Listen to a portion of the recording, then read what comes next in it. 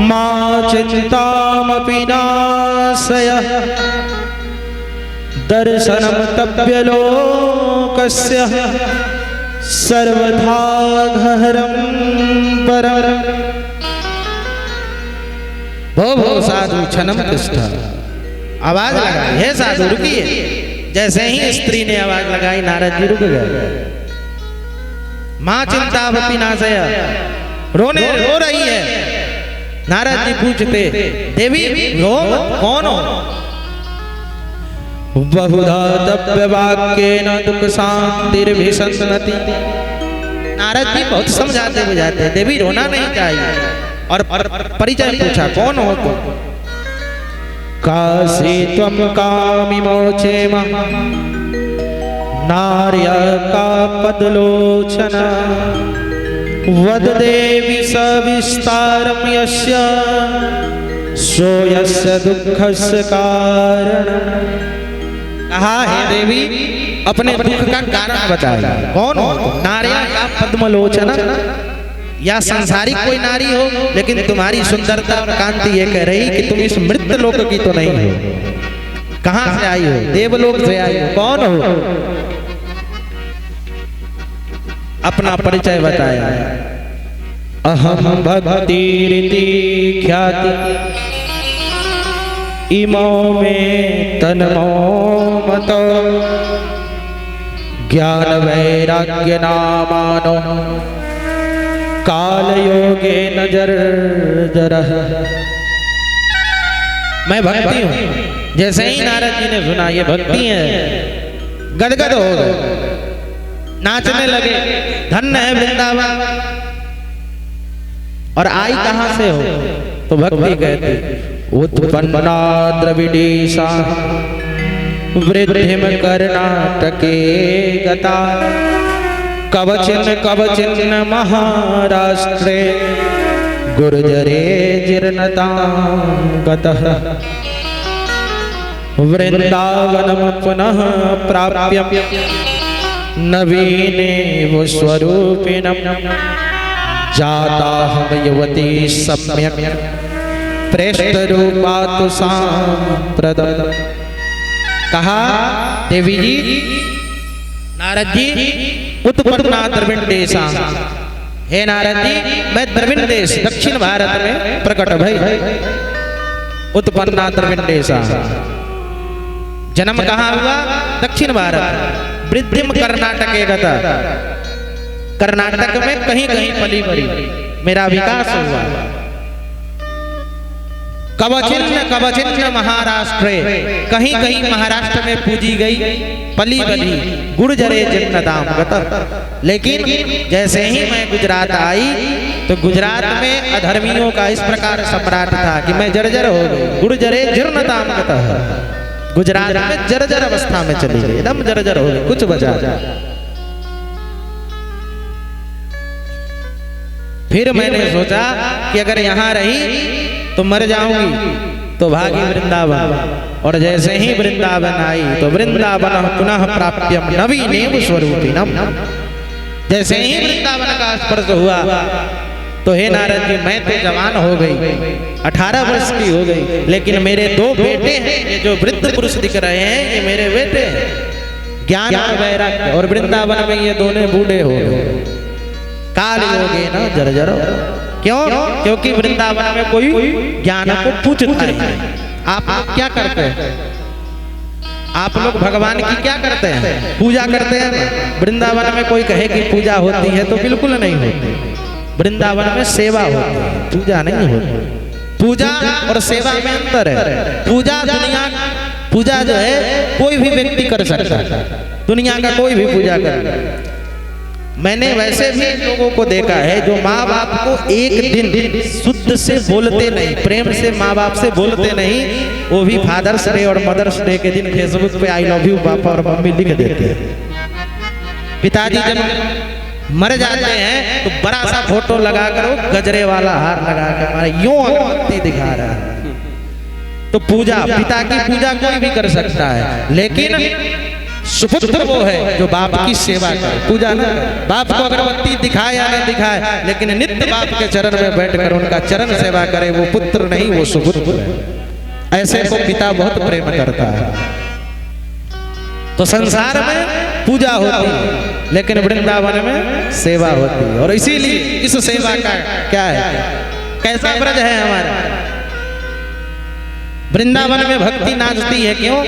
क्योंकि वृंदावन की दशा देखो, एक बार दो सखी, दो गोपी बिन पढ़ी लिखी, एक सन्यासी बाबा बड़े विद्वान, वेद वेदांत के विशारद, वृंदावन गए, अद्वैत ब्रह्म को मानने वाले वृंदावन पहुंचे। लोग बड़ा हल्ला करते हैं लोग कि कृष्ण है, बिहारी जी है, बिहारी। जरा चल के देखे कि इस अद्वैत ब्रह्म के बीच में ये कौन आ गया है, कौन ऐसा जड़ है जो हमारे भगवान की प्रतिष्ठा को अलग कर रहा है, सगुण रूप में स्थापित कर रहा है। वृंदावन गए, सन्यासी बाबा यमुना जी में स्नान करी और स्नान करके बैठ गए, ध्यान लगा रहे हैं। जैसे ही ध्यान, आंख बंद करने वाले हैं, पता पूछने वाले हैं अपने ब्रह्म का, ध्यान लगाते ना सन्यासी लोग, तो नेत्र बंद करने वाले, इसी समय एक सखी आई, माथ में टोकरी लिए, टोकरी में कुछ था नहीं, खाली टोकरी, और निकली बाबा के सामने से वृंदावन में और कहती है, मैं हूं निंदिया बेचन वाली। माथे पे टोकरी रख के कह रही है, नींद ले लो, कोई नींद ले लो, मैं नींद बेच रही हूँ, नींद बेच रही हूँ। बाबा की ध्यान खुली, अखियां खुली और देखा, अरे भैया कैसे मूर्ख लोग हैं। और कहते इस भूमि पर भगवान प्रकट है, जहां के लोग कहीं नींद भी खरीदने बेचने की चीज है, ये तो कह रहा है कि मैं नींद बेच रही हूं। बाबा को चक्कर आया, पूछने जाने लगे कि क्या पागलों जैसी बात करती हो, नींद कहीं बेची जाती है। इतने में दूसरी सखी आई, वो भी भोली बेचारी गोपी, आंचल फैला कर, सखी मैं हूँ निंदिया कीनन वाली, मुझे नींद दे दो। अब बाबा और चक्कर में पड़े, एक पागल पगली को देखा ही था जो नींद बेच रही थी। एक से अभी सलटे नहीं कि दूसरी याद धमकी कि मैं नींद खरीद रही हूँ, एक बेच रही है, एक खरीद रही। कैसे पागल लोग हैं। बाबा सटके और खड़े होकर देख रहे हैं, देखना चाहते हैं कि क्या है। तो पहली सखी पूछती है, हे सखी तुम नींद खरीदना क्यों चाहती है? तो दूसरी सखी बोलती है, ये बताना तू बेचना क्यों चाहती है? तो पहली सखी ने उत्तर दिया, देवी मैं इसी ब्रज की साधारण ग्वालिन हूं, दिन रात अपने गैयों की सेवा करती हूं, लेकिन इस नंद के छोरा ने, याय नंद के छोरा ने मेरो संग ऐसो कार्य कियो है मैया कि मेरे तो जीनो ही दुश्वार रह गए, ना मैं जी पा रही हूँ ना मैं मर पा रही हूँ। और ये पूरा कारण काऊ को है, ये नंद को छोरा को, ये नंद के छोरा ने मुझे बर्बाद कर रखा है। क्या किया? एक काम, पहले आया ये नंद का छोरा, क्या किया मेरे साथ, फिर गए मोहना आए अंगना। ऐसे मैं कितना भी बुलाती हूँ नहीं आता। कल बोल गया था कि तुम्हारे घर आऊंगा, मैंने बोला क्या खाओगे, तो बोला जो भी खिलाओगी मैं खा लूंगी। ठाकुर जी ने जैसे ही कहा जो भी खिलाओगे मैं खा लूंगी। महाराज हे सखी, मैंने बड़े प्रेम से माखन रखा, माखन को भिगोया, सजाकर इंतजार कर रही थी कि ठाकुर जी ने वचन दिया है जरूर आए। और ठाकुर जी का इंतजार कर रही थी। इंतजार करते करते एक समय आया, आए मोहना फिर गए अंगना, मैं बैरिन गई सोए। जैसे ही ऐसे नींद नहीं आती थी, जब ठाकुर जी को बुलाती थी तब ठाकुर जी आ जाते थे, लेकिन ऐसे कभी नहीं आए। मैं बैरिन गई सोए, और जब ठाकुर जी आए, जिस दिन वचन दिया कि आज आऊंगा और मैं ठाकुर जी के काजवा को इंतजार कर रही। यही समय में ठाकुर जी आए, लेकिन मैं बैरिन गई सोए, मैं तो सो गई और ठाकुर जी आकर लौट कर चले गए। और मेरी नींद, इस दुश्वारी नींद ने मेरे साथ इतना अन्याय किया कि मैं सोती रही। इसी समय मैंने प्रतिज्ञा किया कि निंदिया तोहे बेच दूं जो कोई ग्राहक हो, कि हे नींद मैं तुझे बेच दूंगी, क्योंकि तू मेरे प्रीतम से मिलने में बाधा उत्पन्न करती। लेकिन सखी ये बता कि तुम क्यों नींद ढूंढ रही है? मेरे लिए ठाकुर मिलन में बाधा है नींद, इसलिए नींद को बेच रही है, लेकिन तू खरीदना क्यों चाहती? तो दूसरी सखी ने कहा, अरे सखी मैं दिन में आंखें फाड़ फाड़ के खड़ी रहती हूँ, यत्र तत्र घूमती फिरती दौड़ती फिरती हूँ, और कहीं भी वो नंद को झोरा मोह दिखतो ही ना है। लेकिन जैसे ही मेरी नींद लगती है कि फट से वो नंद का छोरा प्रकट हो जाता सपने में, और वो मुंह से लड़ने लगता है, भाभी मुँह के मांगन खिलाए दे, कभी कहता भाभी मुँह को झांझ पिलाए दे, कभी कहता भाभी मेरे साथ नाच ले। और मैं जैसे ही नींद लगती मैं कन्हैया के साथ खाने पीने नाचने भी लगती हूँ। लेकिन कल क्या हुआ? कल मेरे साथ एक घटना घटी। मैं सो रही थी, इसी समय ठाकुर जी ने मुझे बोला कि भाभी 1 घंटे बाद आऊंगा तुम्हारे पास, प्रेम से माखन भिगो के रखना, माखन मिश्री मोए खवाए दे। कहा कही हाँ ठीक है। ठाकुर ने कहा आऊंगा।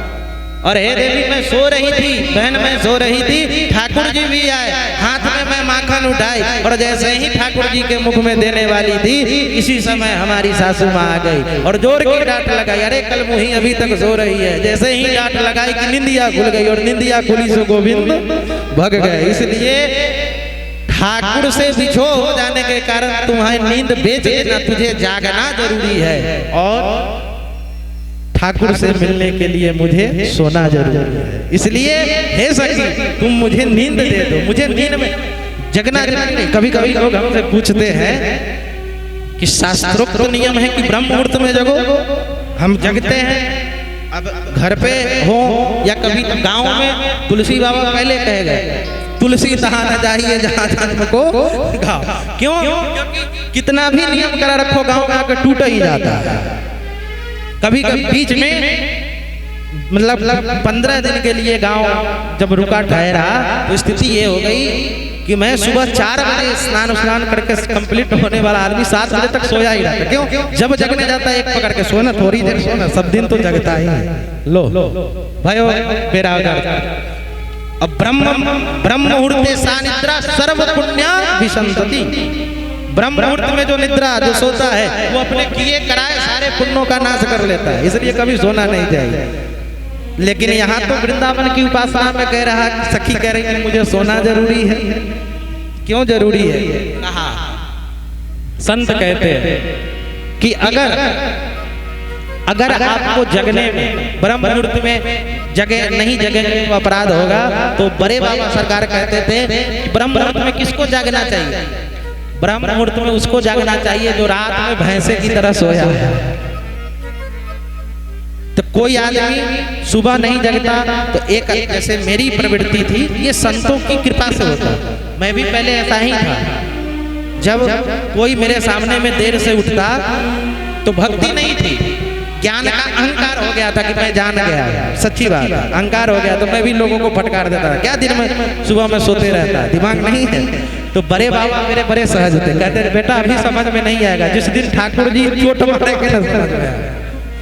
तो बड़ी प्यारी बात कही, कहा कि बेटा एक आदमी को मैंने डांटा, क्यों नहीं जगते हो, 8 बजे तक जगते हो। तो बाबा ऐसे बैठे हैं भजन कर रहे हैं कि बेटा कैसे जानते हो कि रात में ये सोया होगा? हमने कहा बाबा रात में करता क्या है? तो बाबा के नेत्र सजल हो गए, नेत्रों से आंसू गिरने लगे, और कहा कि जिसे तुम डांट रहे हो ना, ये पूरी रात को मध्य दोपहर में 12 बजे से लेकर सुबह के 3 बजे तक ठाकुर जी को मानसिक भाव से शयन करके पंखा झलता है। प्रतिदिन रात को आसन पे बैठ जाता है, नेत्र बंद करके ठाकुर का ध्यान धरता है, उसमें मन में भाव करता कि ठाकुर जी सो रहे और ये पंखा करता है। इसीलिए दिन में सुबह में इसे जब ठाकुर जी नित्य कर्म में चले जाते हैं, ठाकुर जी को पधरा कर तब ये जीव सोता है। बताओ तुम कितना अपराध लेते हो। उसी दिन से मैंने कान पकड़ लिया कि अब किसी को नहीं बोलेंगे, क्योंकि न पता हम ब्रह्म मुहूर्त में इसलिए जग रहे कि रात भर सोए हैं। कोई ऐसा भी होगा जो रात भर मोहन की याद में रोया होगा, वो ब्रह्म मुहूर्त में नहीं जागे तो भी कोई अपराध नहीं, क्योंकि परम पुण्य वो पहले कर चुका। तो काम मोहन के ध्यान से है। तो ये धन्य वृंदावन जहाँ भक्ति जवान हो जाती है। इसलिए हम सब, आप भी सब मिलकर हो जरा चल के वृंदावन देखो, जरा चल के वृंदावन